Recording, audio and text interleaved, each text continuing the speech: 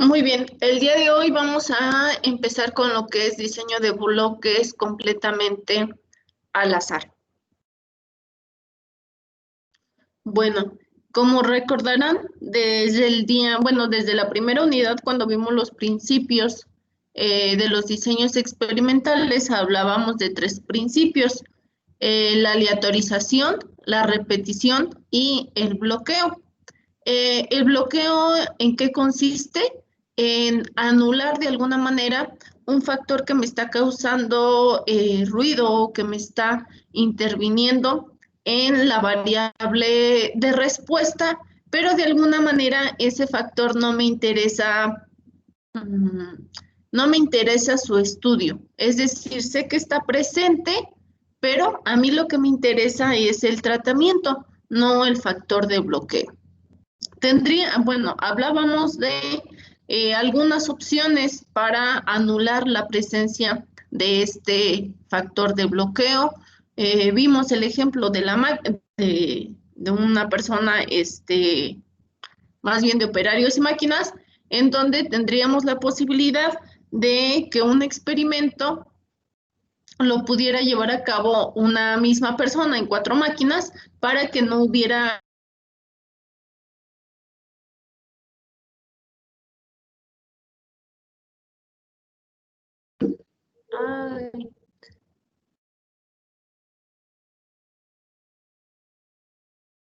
otra opción sería pasar 4 máquinas por los 4 operarios.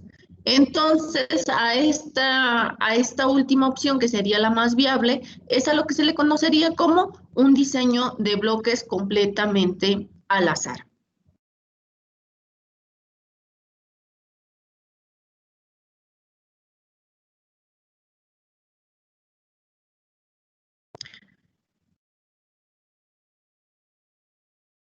En un diseño en un diseño de bloques completamente al azar, ahora vamos a tener 3 fuentes de variabilidad. En un diseño completamente al azar hablábamos de 2 fuentes de variabilidad, propiamente el tratamiento y nuestro error aleatorio. Pues bien, ahora en el diseño de bloques vamos a agregar una tercera fuente de variabilidad, que sería mi factor de bloqueo. Entonces, en estos diseños se agrega el factor de bloqueo y la aleatorización se hace dentro de cada bloque. Ahorita vamos a ver algunos ejemplos de factores de bloqueo.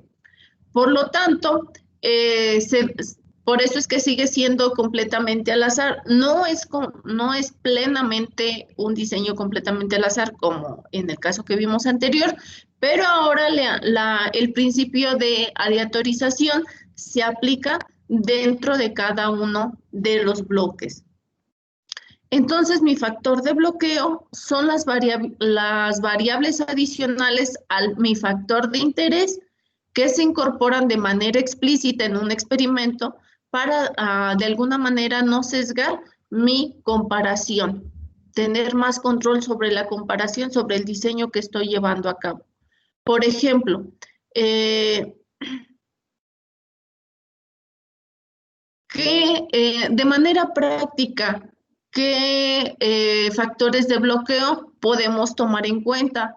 Los turnos de los trabajadores, los lotes, los días, el tipo de material, la línea de producción, un operario, la máquina, un operario, un analista, etcétera. Este tipo de diseños se aplica mucho en cuestiones de evaluación sensorial. Cuando sus compañeros de sexto, séptimo los invitan a los paneles de evaluación, pues ellos recogen de alguna manera la información y o más bien los participantes funcionan como factores de bloqueo. Es decir, se incluye la información de cada una de las personas, pero de alguna manera se bloquea a través del diseño de bloques completamente al azar el efecto que tenga cada una de las personas que fue evaluando el alimento. Entonces, los factores de bloque tienen la particularidad de que no se incluyen en el experimento por analizar, por el que me interese analizar su efecto, sino de alguna manera como un medio para estudiar de manera adecuada y eficaz mi factor de interés.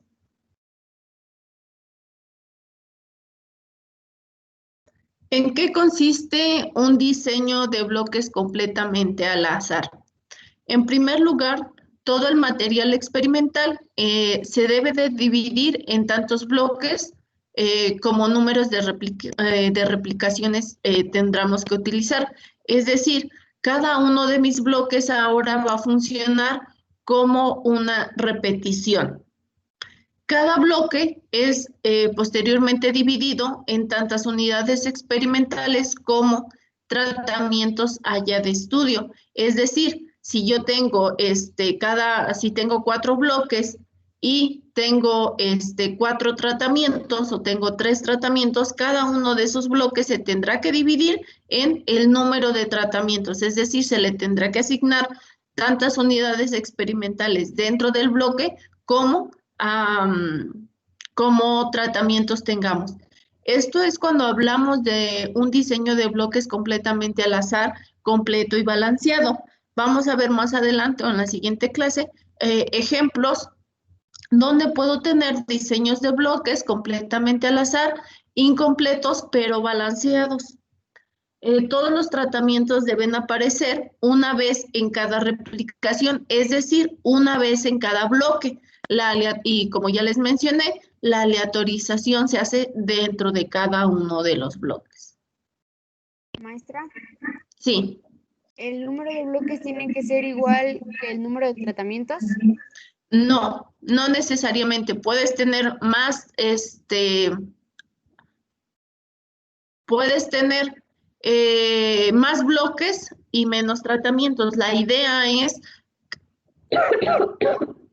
perdón, que cada tratamiento sí debe de incluirse en los bloques. Bueno, ahorita consideren el ejemplo más sencillo o considerando un experimento ideal. No importa mi cantidad de bloques, lo vamos a ver de hecho en el ejemplo. Puedo tener más bloques, pero lo que sí es importante es que cada uno de los tratamientos aparezca al menos una vez en cada uno de los bloques. Esto es lo ideal, ¿sale? Sí, maestra, entonces tiene que haber el mismo número de tratamientos en todos los bloques. O sea, eso sí tiene que ser igual, ¿no? Cuando hablamos de un diseño de bloques completo y balanceado, sí. Ah. ¿Ok? Sí, maestra, gracias. Va a haber casos, como siempre les he mencionado, en la práctica a veces no podemos tener un panorama ideal. Va a haber casos en los que no pueda correr todos mis tratamientos dentro de los bloques. Pero puedo tener mi mismo número de repeticiones, independientemente de que no sean exactamente en todos los bloques. En ese caso, y lo vamos a ver más adelante, se llaman diseños de bloques completamente al azar, incompletos pero balanceados. Es decir, tengo mi mismo número de repeticiones para cada tratamiento, pero no todos son corridos en los mismos bloques. Pero ese es otro caso. Ahorita, de manera ideal, o cuando hablamos de un diseño de bloques completamente al azar, completo y balanceado, quiere decir que voy a tener todos mis tratamientos en todos los bloques y eso me va a generar mi mismo número de repeticiones, que es lo que ya habíamos estado mencionando cuando hablábamos de algo balanceado e imbalanceado. ¿Ok? Sí, maestra, gracias. Ok. Obviamente, estos diseños de bloques completamente al azar pueden tener ventajas y desventajas. ¿Qué ventajas tengo? Que pues de alguna manera el incluir un nuevo factor, que aunque no sea de mi interés, sé que está ahí presente para estar evaluando, para el estudio de mi variable de respuesta, pues me va a permitir ser más preciso que si solamente aplicara un diseño completamente al azar. De alguna manera, el que sea más preciso quiere decir que si yo aplicara el, eh, mm, el mismo caso a un diseño completamente al azar, a lo mejor podría tener la suma de cuadrados del error un poco más elevado. Y en un diseño de bloques completamente al azar, pues la suma de cuadrados del error se va a ver disminuida al incluir un nuevo factor. Otra ventaja es que sirve para cualquier número de tratamientos y de repeticiones. Y bueno, como ya les mencionaba, pueden existir bloques incompletos, que lo vamos a ver más adelante. ¿Qué desventajas tiene? Que en ocasiones cuando hablamos de bloques incompletos, las observaciones faltantes dentro de un bloque requieren de cálculos más complejos.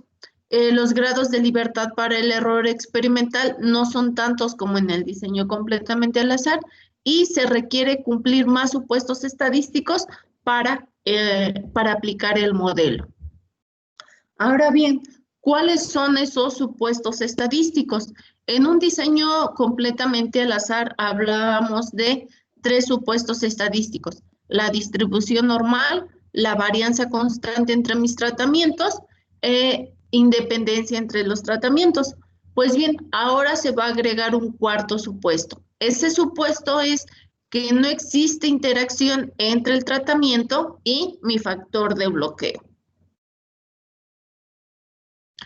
Y bueno, la ventaja de este cuarto supuesto es que únicamente lo analizamos de manera gráfica.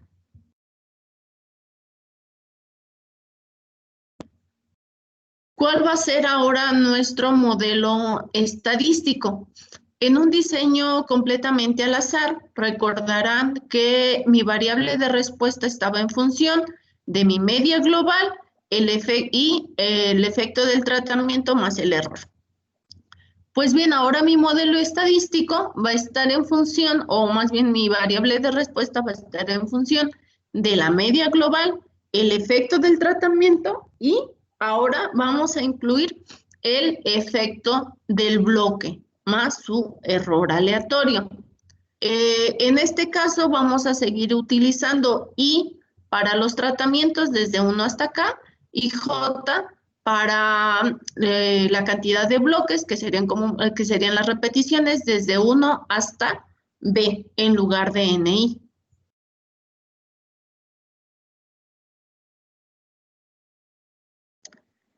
Vamos a tener nuestra matriz diseño con tratamientos y bloques, indicando tratamientos y bloques, pero algo muy importante, chicos, no solamente se casen con una estructura, es decir, no solo piensen que, ay, no, el tratamiento tiene que ir en las filas y mi factor de bloqueo en columnas, no. Lo importante es que lo sepan interpretar. Ustedes pueden encontrar información o pueden generar una matriz de datos en donde los tratamientos estén en la columna y los factores de bloqueo estén en las filas, o sea, sin mayor problema. Pero esta, de alguna manera, es una representación general. Tengo que incluir los tratamientos y los factores de bloqueo. Nuevamente, como en el diseño completamente al azar, la idea es que cada una de mis observaciones esté contenida en una celda que me permita obtener la información de qué tratamiento proviene y de qué bloque proviene. Recuerden, siempre es como un plano cartesiano, ¿no? Con esa X y esa Y.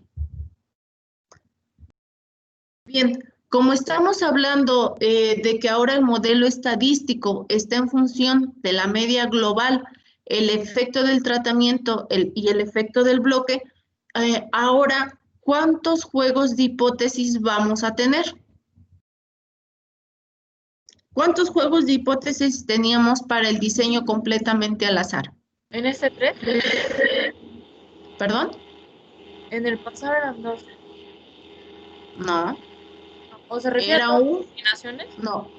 Es un juego de hipótesis. Recuerden, los juegos de hipótesis están... un juego de hipótesis se compone por una hipótesis nula y una hipótesis alterna, pero solo es un juego de hipótesis. En este caso, ¿cuántos juegos de hipótesis vamos a tener? 2. 2, muy bien. 1 para el tratamiento y 1 para el bloque. Por lo tanto, si van a, en el diseño en COBA teníamos 1 para el tratamiento y 1 para la covariable. ¿Ok? Ahora vamos a tener 1 para el tratamiento y 1 para el bloque. Entonces, vayan analizando cómo están los modelos estadísticos y van a observar que conforme vayan aumentando criterios en el modelo estadístico, entonces yo tengo que ir generando nuevos juegos de hipótesis, uno para cada uno de esos criterios. Nuevamente, mi juego de hipótesis para el tratamiento me va a indicar la hipótesis nula, que no existe efecto de los tratamientos, contra la hipótesis alterna de que al menos un tratamiento es diferente. En el caso del bloque, lo va a ser de manera semejante. Mi juego de hipótesis va a estar compuesto por la hipótesis nula y la hipótesis alterna, y la hipótesis nula me va a indicar que no existe efecto de los bloques contra la hipótesis alterna de que al menos un factor de bloqueo es diferente. Y bien, ahora si la variabilidad en un diseño completamente al azar estaba únicamente en función de la suma de cuadrados del tratamiento y la suma de cuadrados del error, pues en un diseño de bloques completamente al azar, ahora vamos a incluir esa tercera fuente de variación, que es la suma de cuadrados del bloque.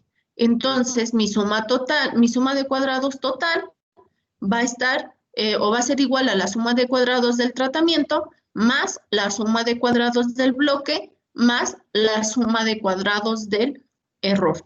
¿Cómo puedo calcular cualquiera teniendo la suma de cuadrados totales? Pues puedo calcular cualquiera de las otras tres por diferencia, ¿no? Teniendo 3 datos, puedo calcular la cuarta por diferencia, igual que en el diseño completamente al azar. ¿Cómo se interpretan estas sumatorias? ¿Cómo se interpreta la primera sumatoria? La suma de cuadrados totales.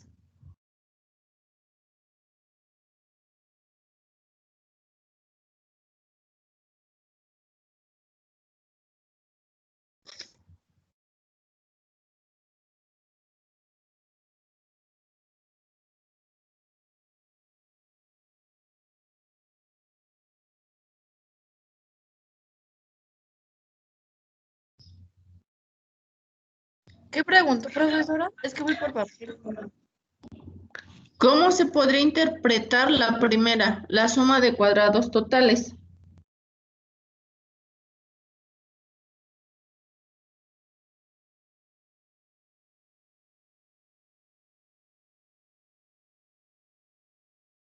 Era la que La nos suma decía cuadrada. la variabilidad total de las observaciones, o bueno, del Ajá. tratamiento, no sé. Bueno, la variabilidad la podemos representar por las sumas de cuadrados. La variabilidad total está representada por la suma de cuadrados totales. La suma de cuadrados totales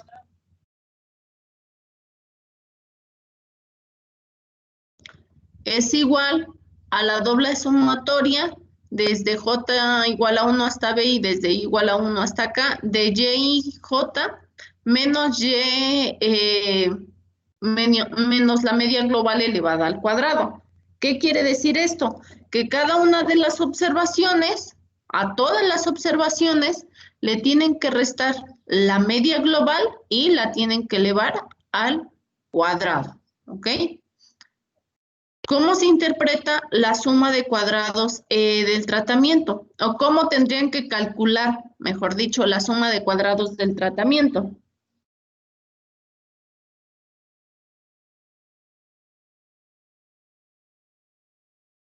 Erika, ¿cómo calcularías la suma de cuadrados del tratamiento?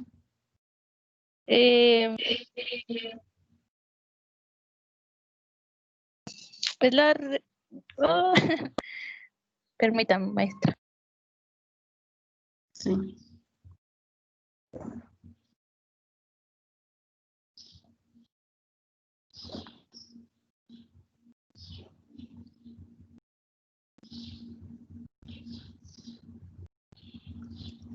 Es la media de las observaciones menos la media global al cuadrado por... No sé bien. Más o menos. Pero es la media de todas mis observaciones. ¿Qué dice ahí? No, Es la de media sola. de las I. ¿A qué le asignamos el índice I? El subíndice I. A los tratamientos. Muy ¿Sí? bien. Entonces, son las medias de los tratamientos menos la media global. ¿Ok?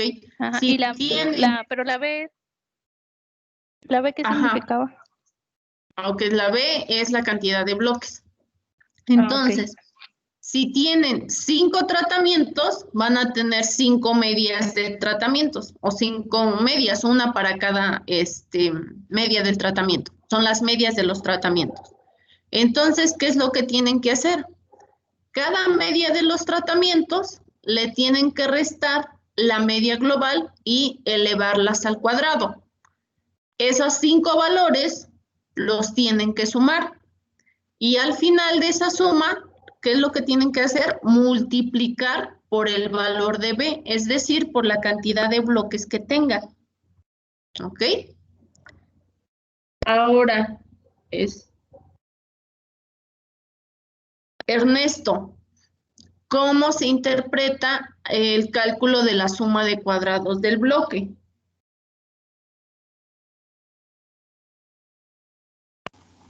Es la media de las observaciones menos la media global al cuadrado, y ya lo otro no sé qué es.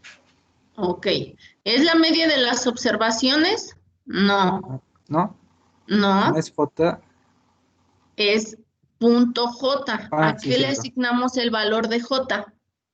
En este caso. Y además, si observas ahí en la sumatoria, es desde J igual a 1 hasta B. Sí. Es la cantidad de bloques.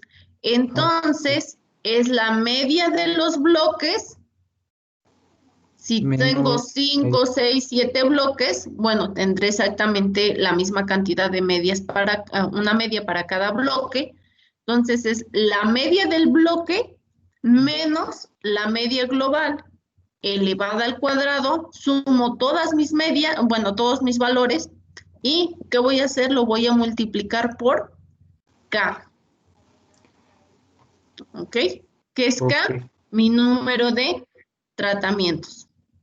Ahora bien, la suma de cuadrados del error, si la calculara no por diferencia, tendría que ser cada una de mis observaciones menos la media del tratamiento menos la media del bloque más la media global elevada al cuadrado. Y hacer la suma de todas, ahí sí es de todas mis observaciones. ¿Por qué? Porque es Y y J.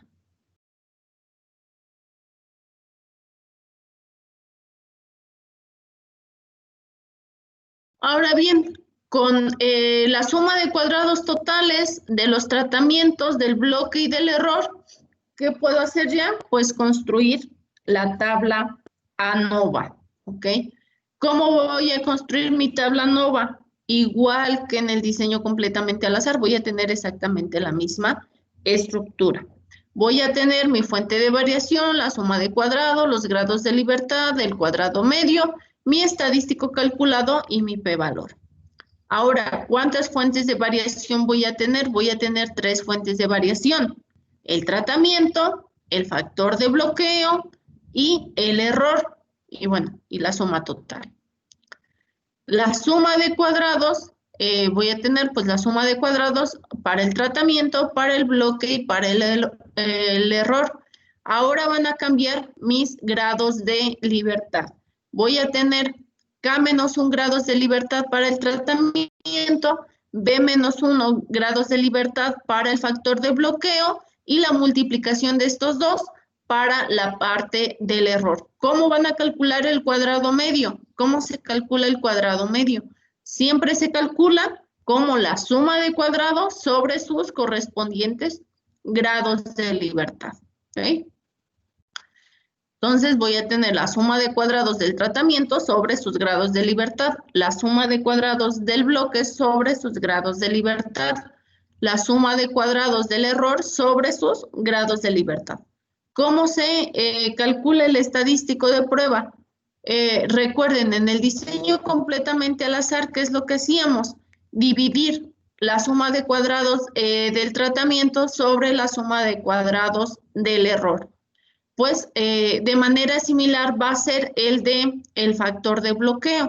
Voy a tener que mi estadístico calculado será como el cuadrado medio del bloque sobre el cuadrado medio del error. Entonces, si se fijan, siempre se va a dividir sobre el cuadrado medio del error. ¿Qué es lo que voy a ir cambiando? Pues el cuadrado medio. Es decir, nada más voy a ir cambiando el numerador. ¿Contra qué voy a poder comparar? En este caso, mi estadístico de prueba, mi estadístico calculado. Pues como tengo 2 juegos de hipótesis, voy a tener 2 estadísticos calculados. Por lo tanto, tengo que revisar igual 2 valores críticos, o estos valores los puedo comparar contra sus correspondientes valores críticos. ¿Cuáles serán esos valores críticos? ¿Sí? ¿Cuáles serán esos valores críticos? Pues me tendría que ir a la tabla F con un alfa de 0.05 y tendría que buscar con grados de libertad del numerador y del denominador. Es decir, para el caso del tratamiento, su valor crítico tendrá grados de libertad del tratamiento y de la suma del error. En el caso del bloque, sus grados de libertad del bloque y del error, es decir, los que ocupé para el numerador y para el denominador. ¿Cuándo vamos a rechazar las hipótesis nulas? Cuando mi estadístico calculado sea superior a mi valor crítico, o bien cuando mi p-valor sea menor a 0.05. ¿Alguna duda hasta aquí?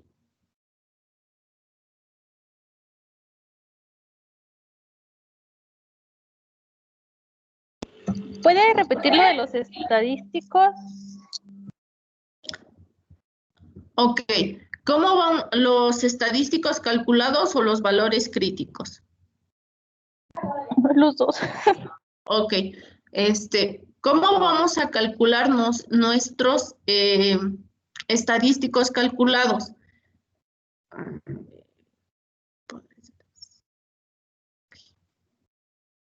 Espérame.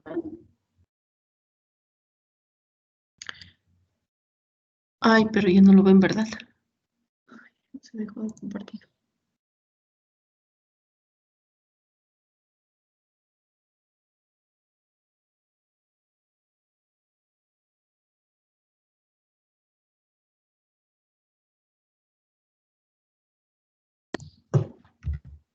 Cuando nosotros únicamente teníamos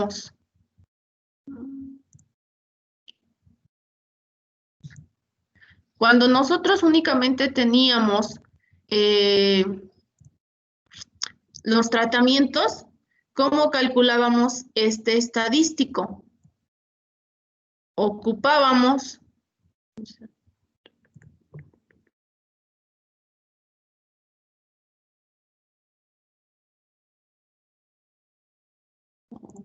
bien. ¿sí? Ocupábamos el cuadrado medio del tratamiento y el cuadrado medio del error. ¿Ok?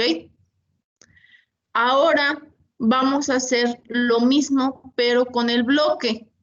Voy a ocupar el bloque y voy a ocupar nuevamente el error. Siempre es sobre el cuadrado medio del error. ¿Sí? Siempre es sobre el cuadrado medio del error. ¿Ok? Siempre es el cuadrado medio correspondiente sobre el cuadrado medio del error. De hecho, si recuerdan las fórmulas o si consultan lo de ANCOVA, era exactamente lo mismo. Tenía yo el cuadrado medio de la parte de regresión sobre el cuadrado medio del error. Siempre va a ser exactamente la misma dinámica.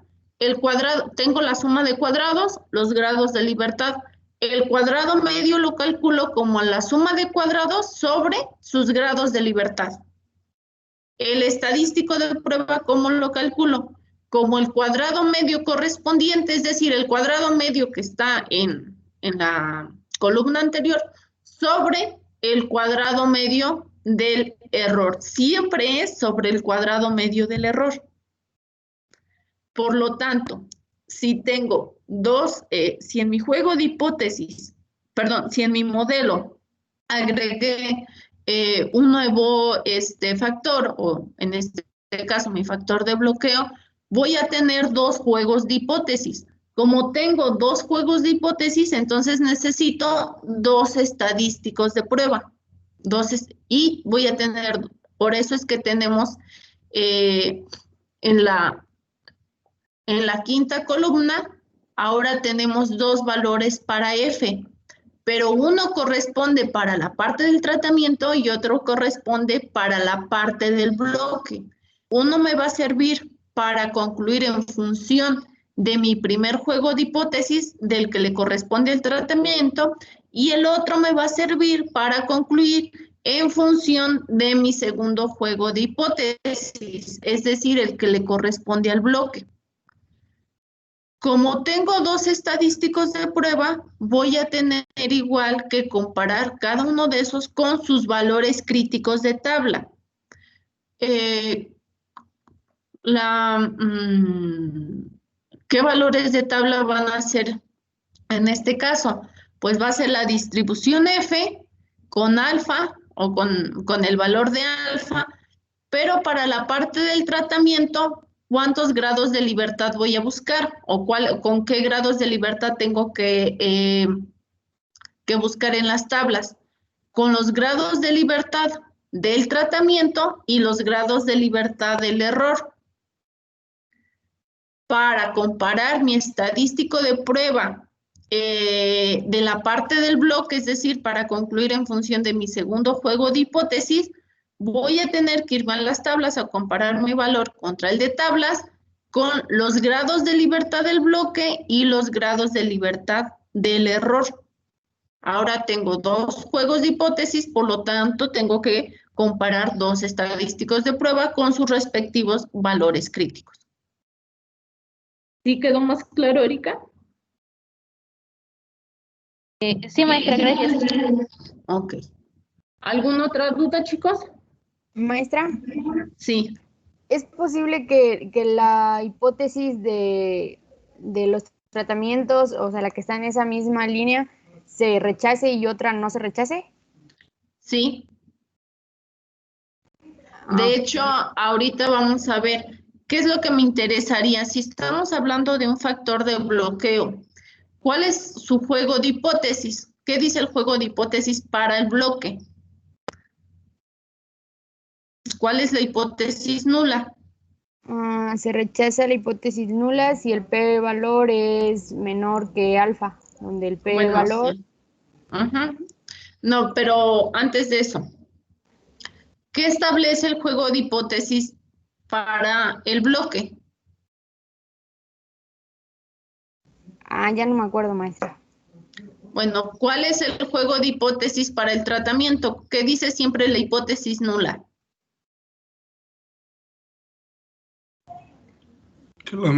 Que las medias son iguales. Que las medias son iguales. Bueno, cuando hablábamos nada más en términos de del diseño completamente al azar. Pero eso mismo trasladado al tratamiento es que el efecto del tratamiento es igual, que mis tratamientos son iguales, ¿de acuerdo?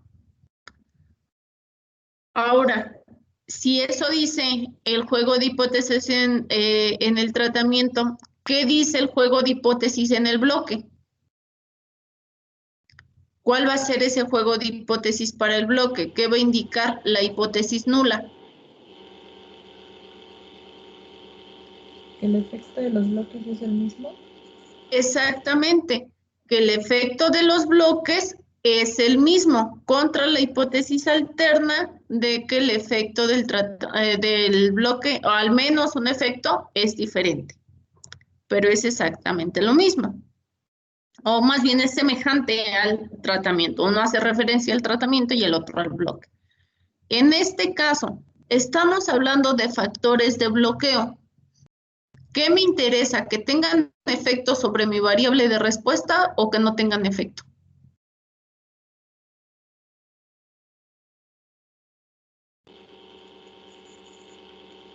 Que no tengan efecto. Que sí tengan. Que no tengan efecto, exactamente. Entonces, esperaría, lo ideal que sería rechazar o no rechazar la hipótesis nula en el bloque.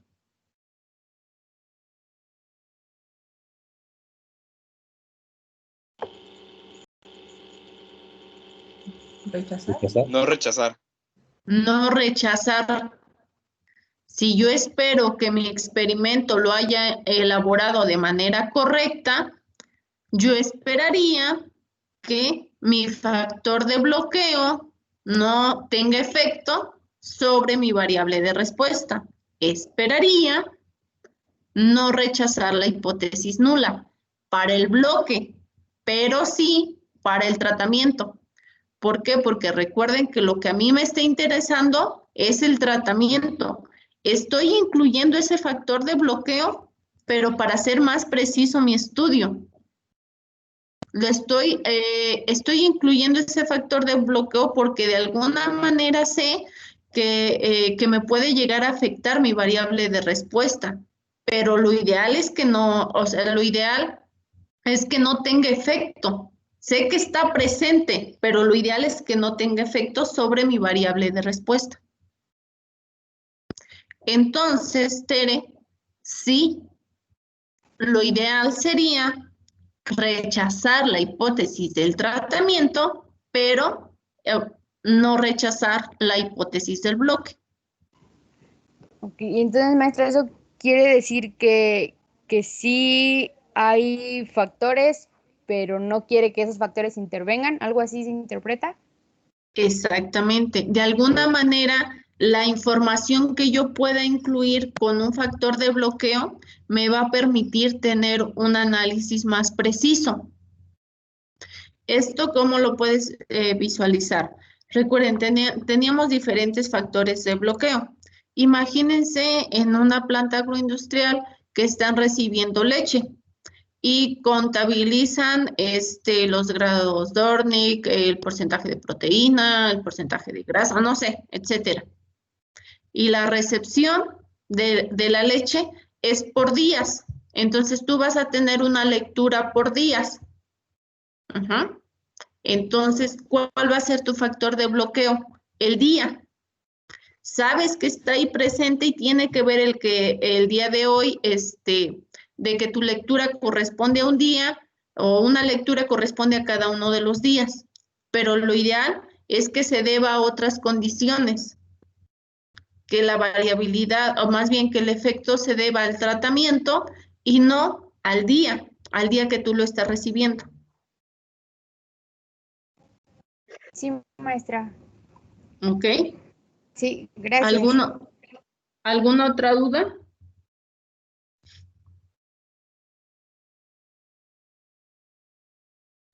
¿Puedes repetir lo de la parte de que no se rechace? Bueno, que se espera que en el experimento no se rechace la hipótesis. Ok, sí. Se esperaría que rechazar la hipótesis del tratamiento, pero no rechazar la hipótesis de mi factor de bloqueo. Eso sería lo ideal.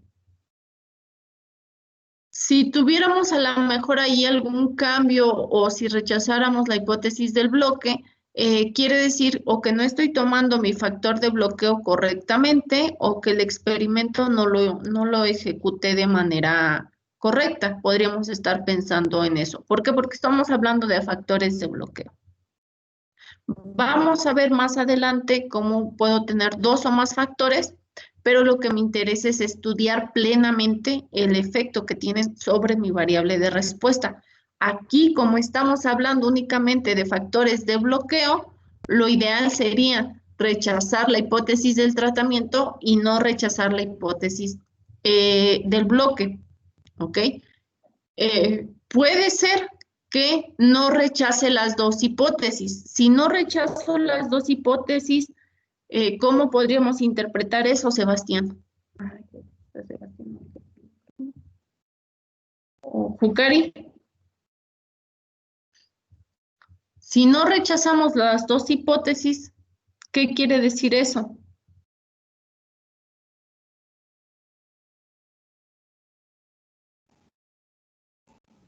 Maestra, Ujú. bueno, no sé si esté bien, pero creo que es que no hay efecto en los tratamientos y por lo tanto ninguno de ellos interviene en el resultado.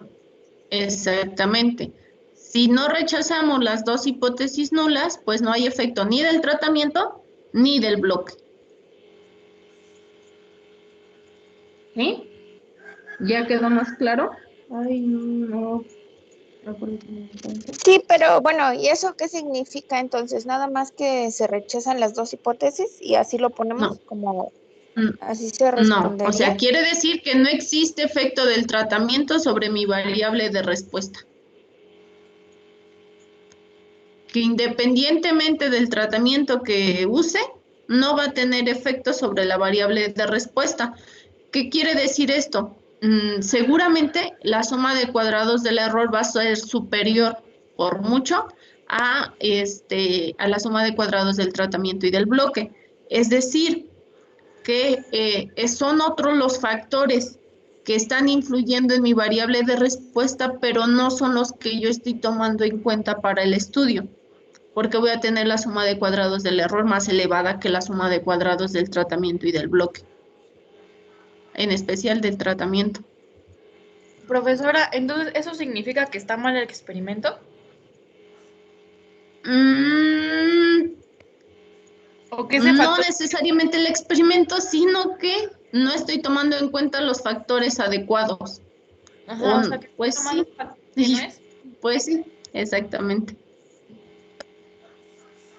Que no tome los factores adecuados, no estoy estudiando los factores de manera adecuada. Es decir, que existen otros factores que están afectando más a mi variable de respuesta que lo que yo pensé que en verdad estaba afectando. O lo que yo determiné como factor importante, pues no es ese, sino que hay otros.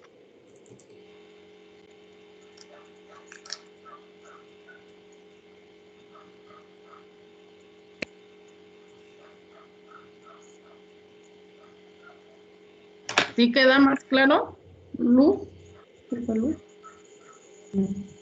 Zaira, perdón. Sí, profesora, gracias. Ok, entonces por eso es muy importante desde la parte de planeación, la revisión de literatura y todo esto. ¿Por qué? Porque me va a permitir tener conocimiento más amplio sobre qué o cuáles serían los factores ideales a considerar.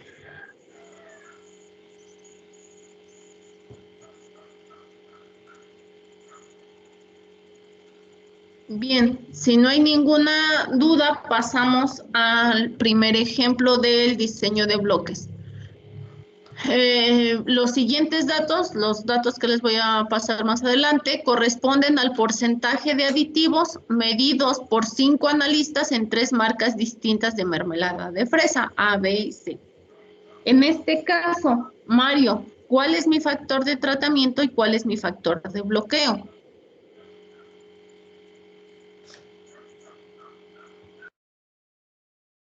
Pues las mermeladas, factor de tratamiento.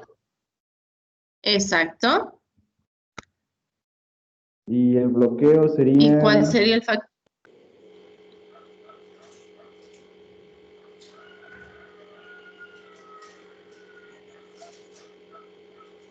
¿Los analistas, profe? Exactamente, serían los analistas, las 5 personas que me van a ejecutar el análisis del porcentaje de aditivos.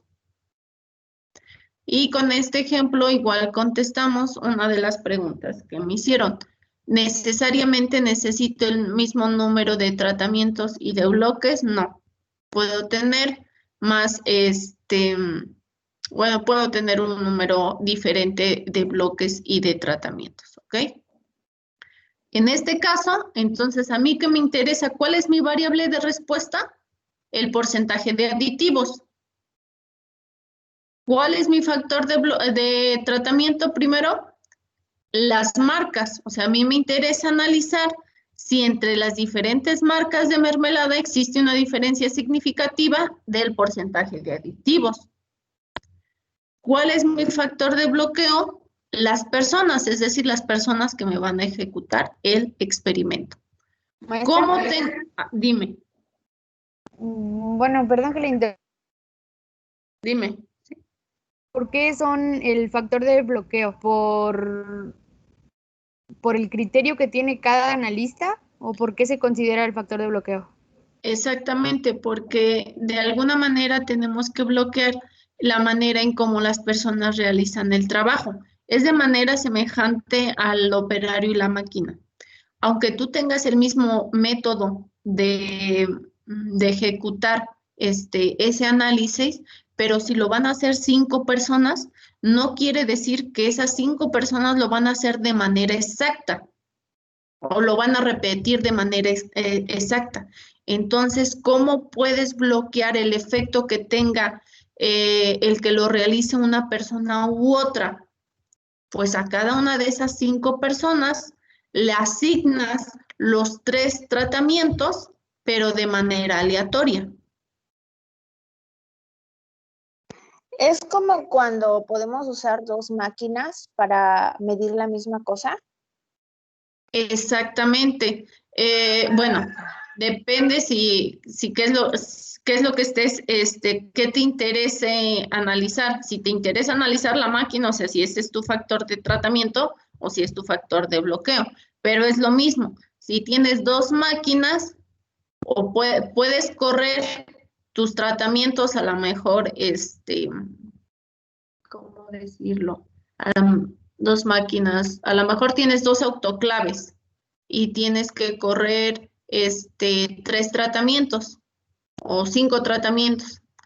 Lo ideal para no saber, para que no influya entre una máquina y la otra, o el que tú utilices una máquina o utilices otra, entonces tendrías que correr los 5 tratamientos en una máquina y los 5 en la otra, de manera aleatoria. O sea, dentro de en este caso se aplica la aleatoriedad, pero dentro del bloque. Depende de la práctica qué es lo que esté pasando. Si a ti te interesa analizar qué máquina es mejor, pues no lo vas a tomar como un factor de bloqueo, sino lo vas a tomar como un tratamiento. Pero si tú lo que quieres es anular el efecto que tenga el utilizar una máquina u otra, entonces lo tienes que considerar un factor de bloqueo, no un tratamiento.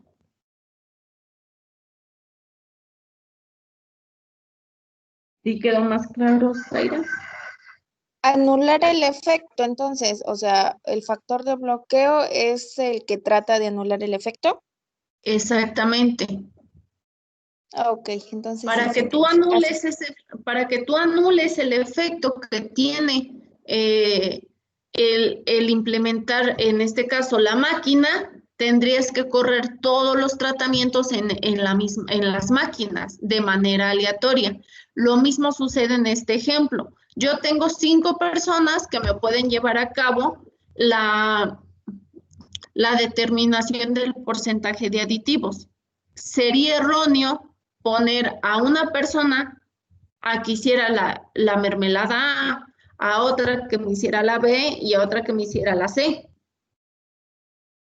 Si tengo 5 personas.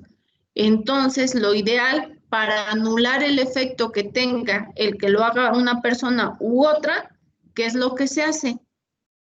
Asignarle todos los tratamientos a todas las personas, pero de manera aleatoria. Es decir, bueno, de manera aleatoria a uno le voy a decir, te corresponde en el orden de ABC y el otro, pues sí, pero tú lo vas a correr con el orden de BCA o de BCA o CAB, etcétera.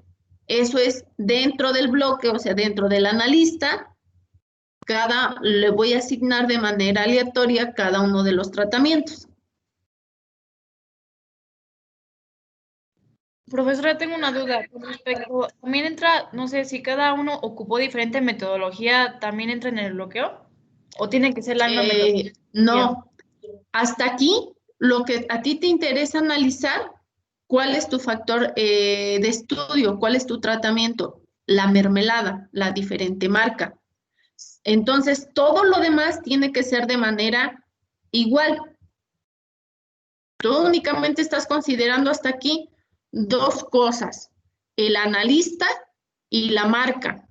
Si tú además ocupas un diferente método, entonces eso entraría como un factor extra.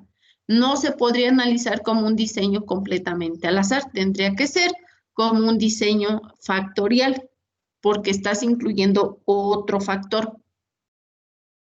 Ya entendí, profesor. Gracias. ¿Sí? Sí, porque sería también ver qué tipo de metodología es mejor, ¿no? Exactamente. Ok, gracias. O si existe efecto en que ocupes una metodología u otra.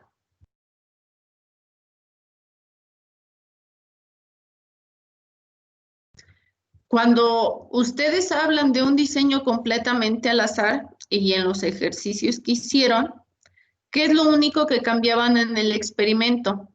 El tratamiento. Todo lo demás tenía que ser exactamente igual. Tendría que haber sido el mismo peso, tendría que haber sido el mismo tamaño del papel, tendría que haber sido la misma dieta en las gallinas y únicamente la misma cantidad de horas fuera del corral, etcétera. Todas las otras condiciones tienen que ser iguales, porque de esa manera tú nada más te estás enfocando en el efecto que te interesa.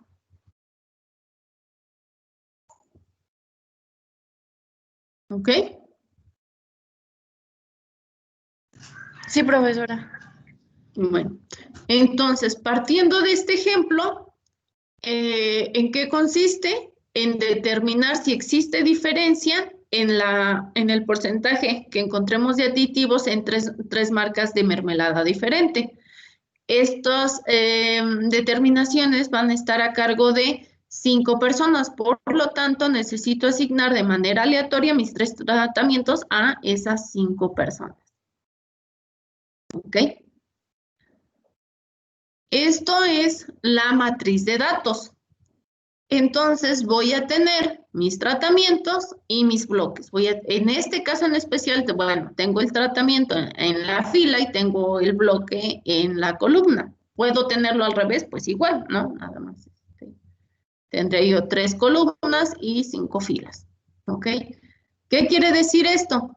Que a todos mis analistas les asigné los 3 tratamientos para anular el efecto que tenga el que lo haga una persona u otro. ¿Qué es lo que necesitan? En este caso, los totales por bloque y las medias por bloque. Además, los totales por tratamiento y las medias por tratamiento, así como la media global. Si quieren ahorrarse cálculos, pues únicamente pueden calcular la media, ya sea para los tratamientos y las medias por bloques. ¿Cómo van a calcular la media de los tratamientos? Si tengo 3 tratamientos, voy a tener 3 medias de tratamiento. Si tengo 5 bloques, pues voy a tener 5 medias de bloques. ¿Ok? Una asignada para cada uno de ellos. La media por tratamiento, mi primer media o la media para mi primer tratamiento, pues será 3.8 más 1.6 más 2.7 más 1.7 más 2.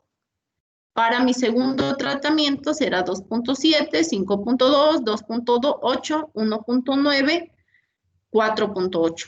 Para el tercero, 3.6 más 7.5 más 6.4 más 2.6 más 8.1 dividido entre ¿cuánto? Entre 5, porque es la media. La media para los bloques, ¿cómo será calculada? La media para mi primer bloque será 3.8 más 2.7 más 3.6. ¿Entre cuánto? 3. Entre 3. Y así lo voy a hacer para cada uno de ellos. La media global, pues, ¿cuánto es? Son sumar los 15 datos y dividirlos entre 15, porque estamos hablando de la media global. Entonces, adelante, chicos, realicen estos 5, 8, 9 cálculos, por favor. Y conforme vayan terminando, levantan la mano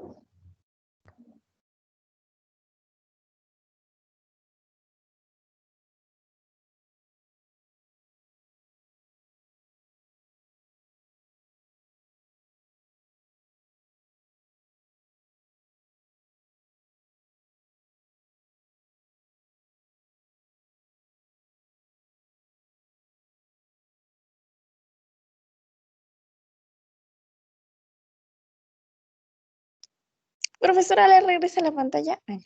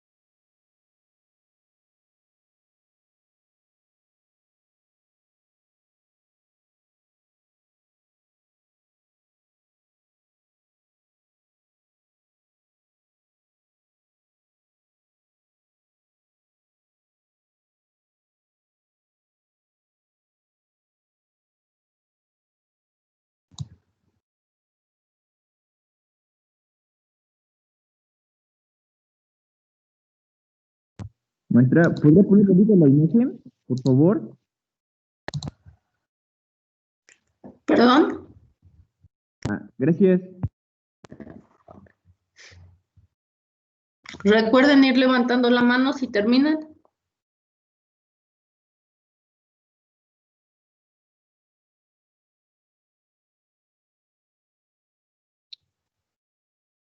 Maestra, Sí. Ya vamos a sacar la media total por el tratamiento ya y la media total por cada bloque también. Necesitas la media o sea, la media global es considerando los 15 datos. Las medias por tratamiento, que entonces Ajá. son tres datos, y las medias por bloque, que son 5 datos. Ujú. Entonces sacamos la media global también. Sí, también la media global. Ok, gracias.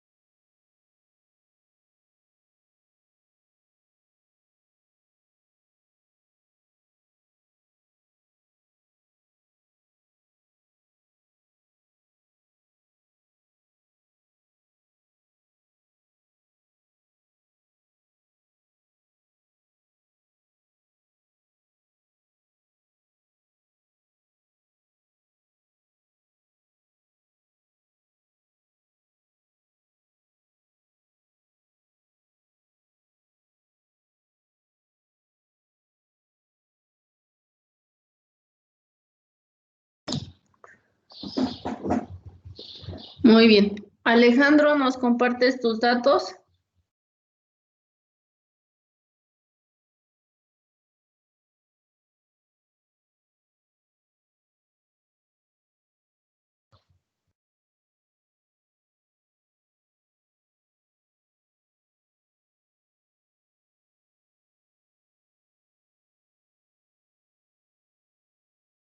Alejandro. ¿Ya?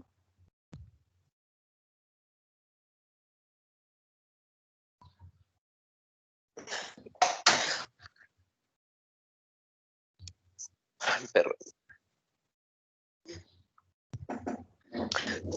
Perdón, profe. Se trabó el Adelante. teléfono.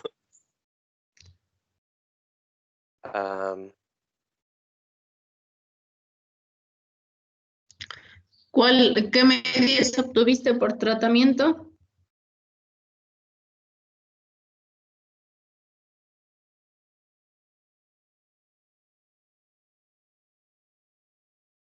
En media de bloques tuve 3.36, 4.76, 3.96, 2.43 y 4.90.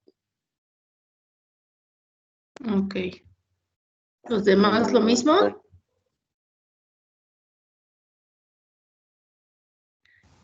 Sí. Sí, profe. Gracias, Alejandro. Carla, ¿cuáles fueron las medias para los tratamientos?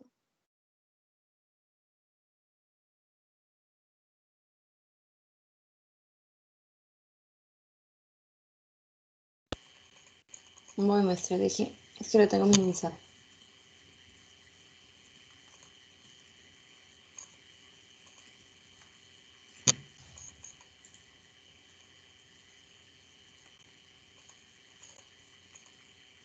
¿Alguien que comparta las medias de los tratamientos?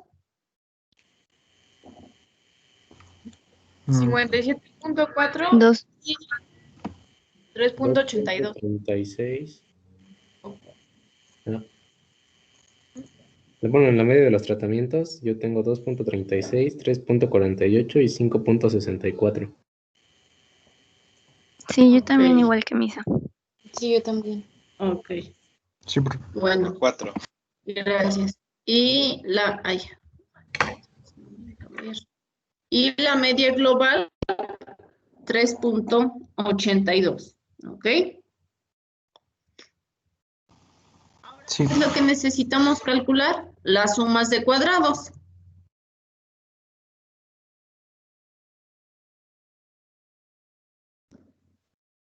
Las sumas de cuadrados totales, ¿cómo la vamos a calcular? Como las sumas de la diferencia de todas las observaciones con respecto a la media global y cada una de ellas elevadas al cuadrado. Es decir, 3.8 menos 3.82 al cuadrado, más 2.7 menos 3.82 al cuadrado, y así hasta el 8.1 menos 3.82 elevado al cuadrado. Es decir, estas diferencias, o sea, 15 diferencias, porque es para cada y y j. La suma de cuadrados del tratamiento, ¿cómo se interpreta? Como la multiplicación de b por la sumatoria desde igual a 1 hasta acá de cada media de los tratamientos menos la media global elevada al cuadrado. Es decir, 2.36 menos 3.82 al cuadrado más 3.48 menos 3.82 al cuadrado más 5.64 menos 3.82 al cuadrado, todo esto multiplicado por 5 y de manera semejante para la suma de cuadrados del bloque. Entonces,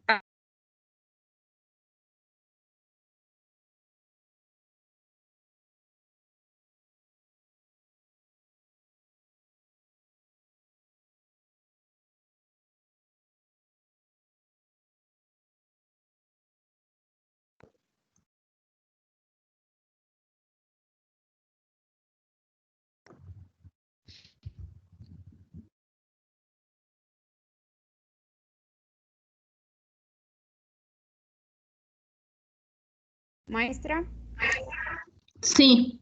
¿le puede regresar poquito a la anterior? Por favor, nada más para tomar una foto.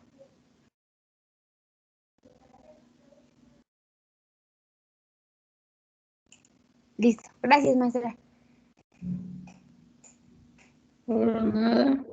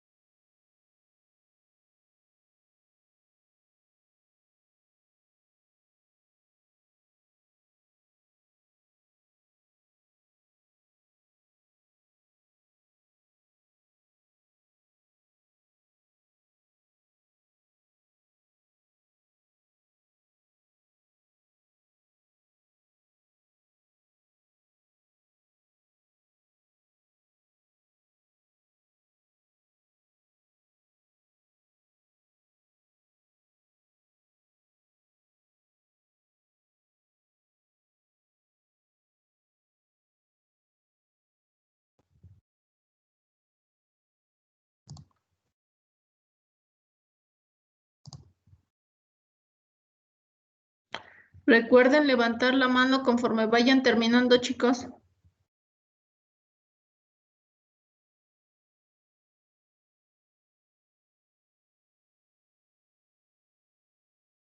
Prof, ¿puede regresar a la diapositiva, por favor? Sí.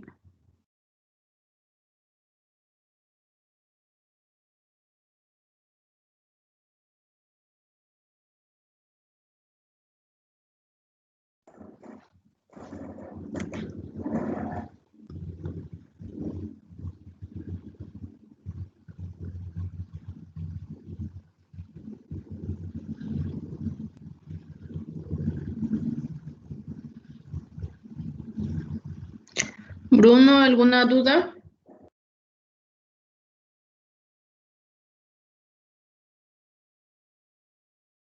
No, ya acabé. Voy a levantar mi mano. Ok.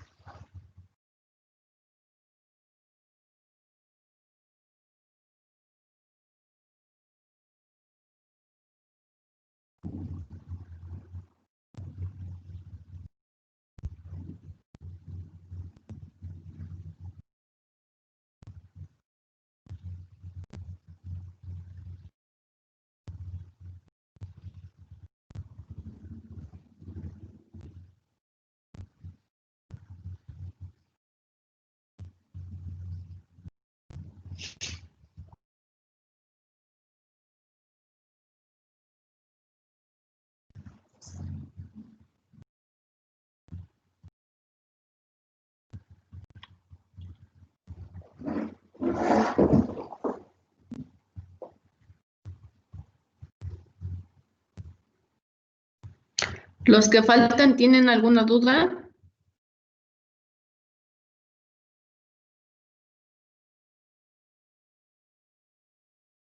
Yo no, maestra, solamente que voy algo lenta, pero no tengo dudas.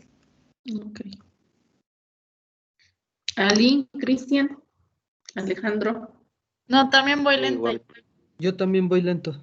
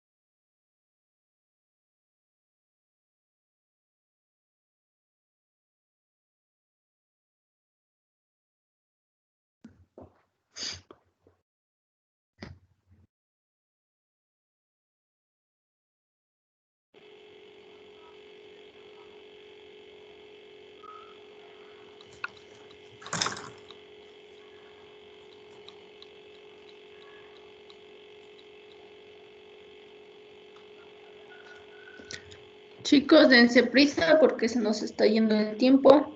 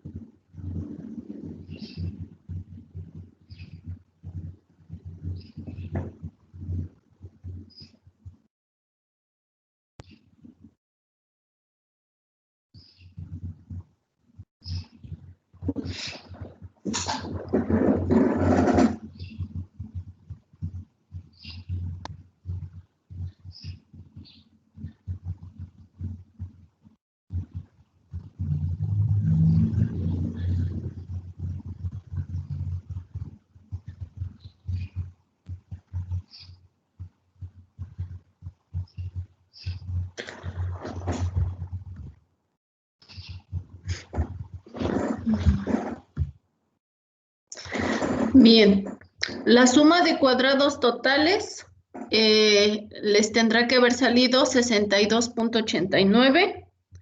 La suma de cuadrados del tratamiento, 27.8. La suma de cuadrados del bloque, 16.54.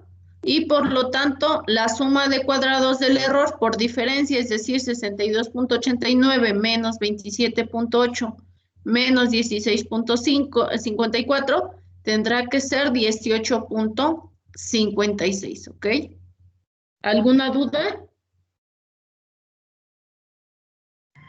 No, profesora. ¿No?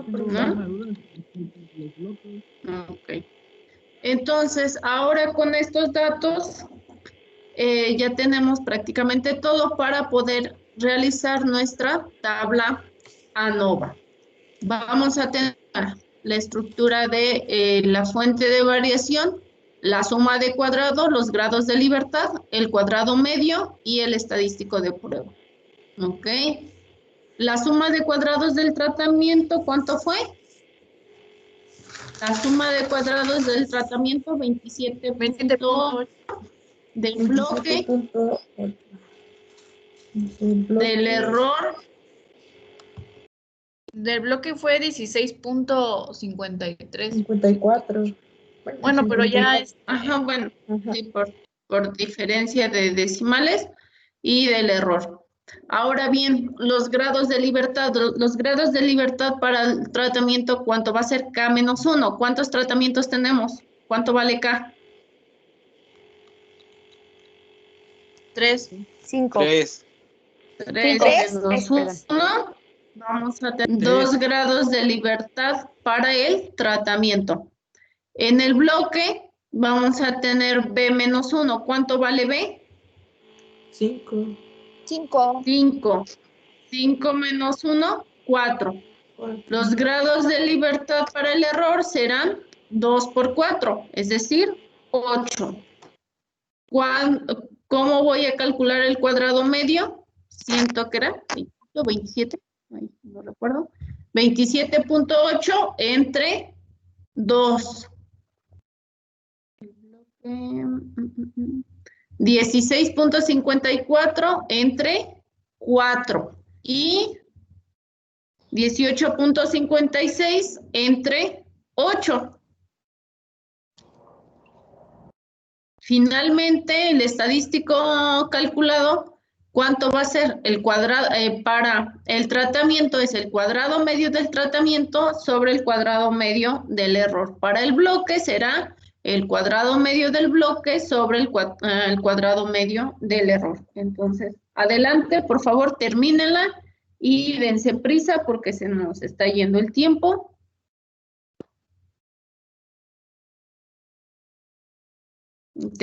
Conforme terminen, levanten la mano, por favor.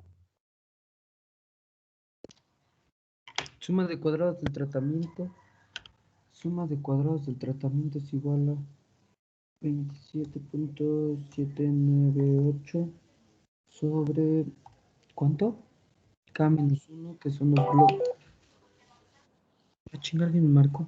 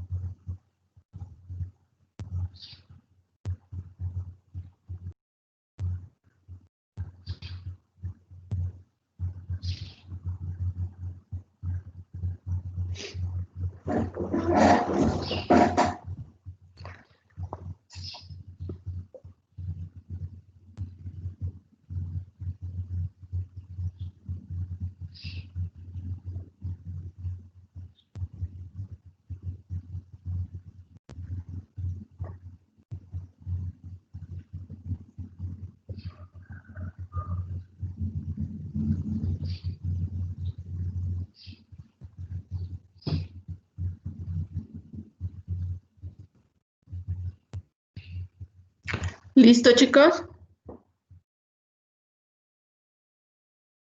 No.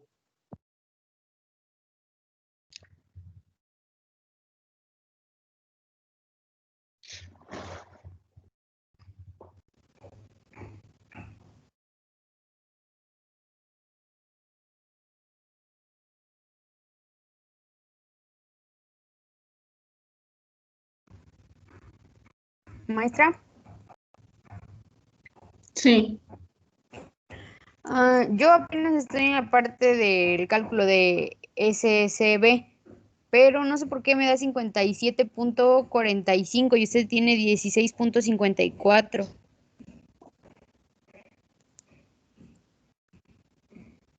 ¿Lo estás haciendo con celular, Tere? No, maestra, con calculadora.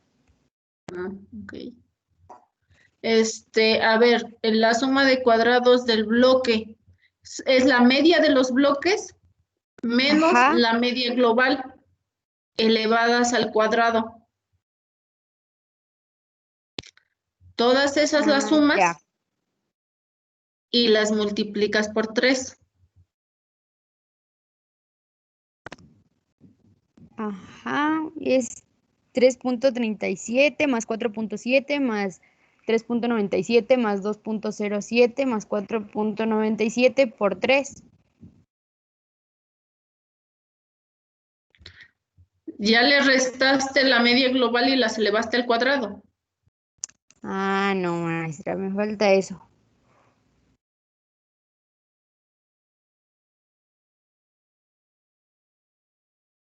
Cada media del bloque le restas la media global a cada media del bloque. Como tiene 5 medias, pues tendrás 5 diferencias elevadas al cuadrado, las sumas y las multiplicas por 3. Sí, maestra, ya bien que estoy mal. Gracias. Ok.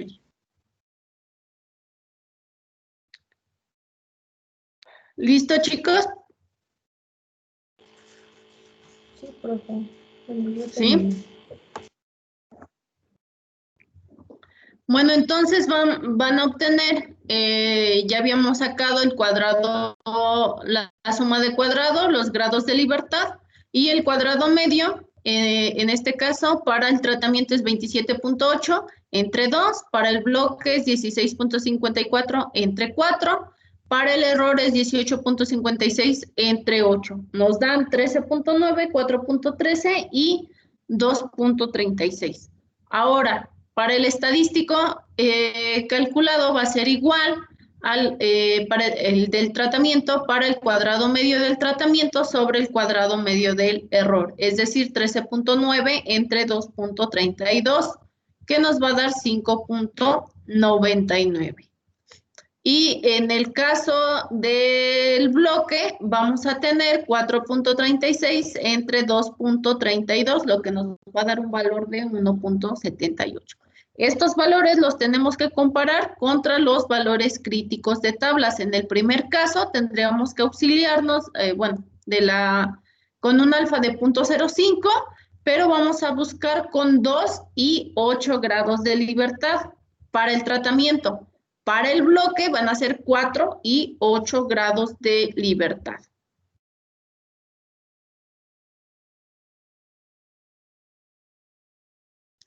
Por lo tanto, para el tratamiento, mi estadístico calculado es superior a mi valor crítico, además mi p-valor es menor a 0.05, por lo tanto se rechaza la hipótesis nula.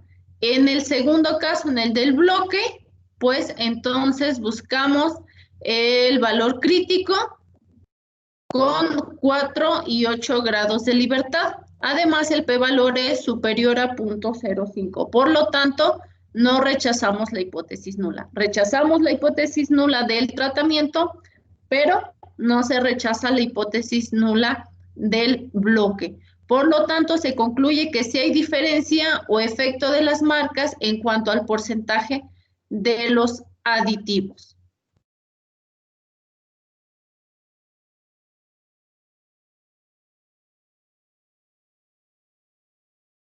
¿Ok? ¿Alguna duda hasta aquí? Maestra. Sí. ¿De qué depende que ponga un alfa de 8 o de 14? Ah, no, perdón, Bueno, ¿de qué depende? Pues, como en el otro que tenía un alfa de 0.05 y en este caso de 8. ¿Un alfa de 8? No. en ningún lado está un alfa de 8. No, se refiere a los grados de libertad, a lo que entiendo. Exactamente, son los Ándele. grados de libertad. Vamos. 2 y 8 son los grados de libertad que ocupas para calcular el estadístico de prueba. Ocupas los del numerador y del denominador. En este caso, tu numerador tiene 2 grados de libertad en el tratamiento y tiene 8 grados de libertad en el error. No siempre van a ser los mismos grados de libertad, depende de los grados de libertad que tengas en el tratamiento y en el error, o bien en el bloque y en el error. Profesora, aquí tengo Recuerda. una duda, pero bueno, Sí. perdón. Entonces aquí el bloque como tal no entra en cuenta para el momento de tomar la decisión. Sí, pero si te fijas, el p-valor es superior a 0.05, por lo tanto no es significativa, es decir, no rechazas la hipótesis nula del bloque. Por lo tanto, no tiene efecto en tu variable de respuesta.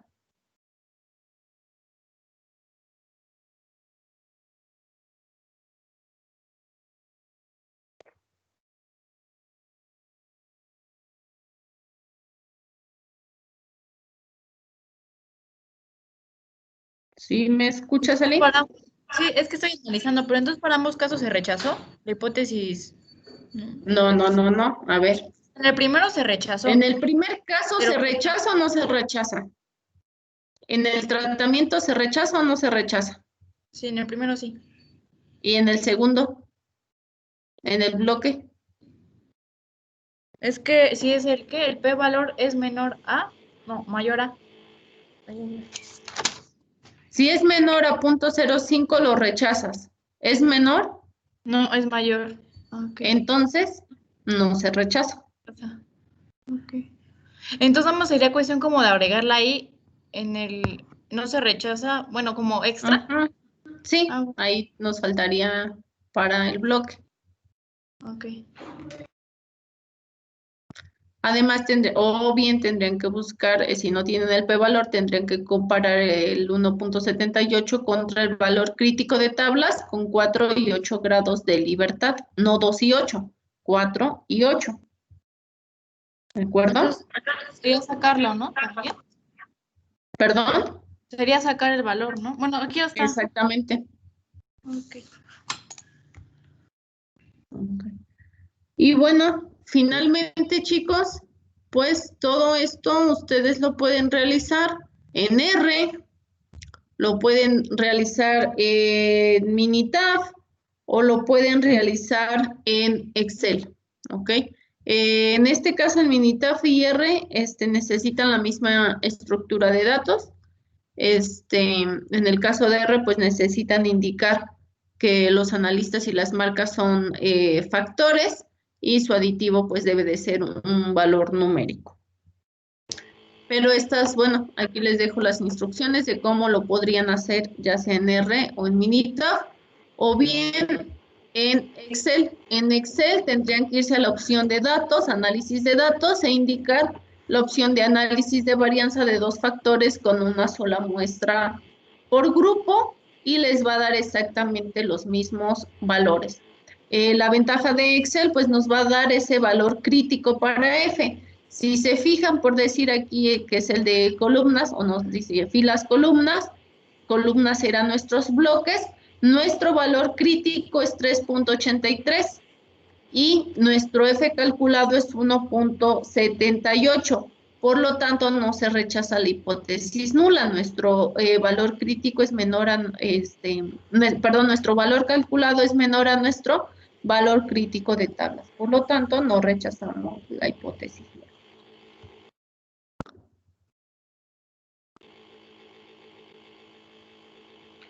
Bien, chicos, con esto estaríamos finalizando la clase del día de hoy.